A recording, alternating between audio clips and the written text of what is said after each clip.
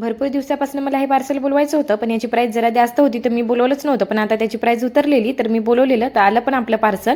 आणि इकडे बघा, उर्वांश स्कूलमधून येत नाही तर टाईमपास करत चाललेला. तर त्याला म्हटलं, तुझ्यासाठी जे पार्सल बोलवलं होतं ते आलेलं. तर बघा कसा पटापट आता पडायला लागलं. तर आणि त्याच्यासाठी मी स्टडी टेबल बोलवलेला आणि वर येत नाही तर लगेच दुसरं पार्सल आलेलं. पार्सल बोलवायच्या वेळेस काही वाटत नाही, पण ते घ्यायला खाली यायला कंटाळाच येतो. तर इकडे बघा, उर्वांश पण माझ्या मागे आलेला आणि इकडे वर येत नाही तर मग त्याला फ्रेश वगैरे करून दिलं आणि त्याचा स्टडी टेबल ओपन करून बघितलेला. फ्लिपकार्टवरनं बोलवलेला, ऑफर चालू असताना फक्त आम्हाला 192 रुपयात मिळालेला. खूप छान असा स्टडी टेबल आलेला. आणि मग लगेच आम्हाला मार्केटमध्ये पण यायचं होतं, मला साडी वगैरे घ्यायची होती.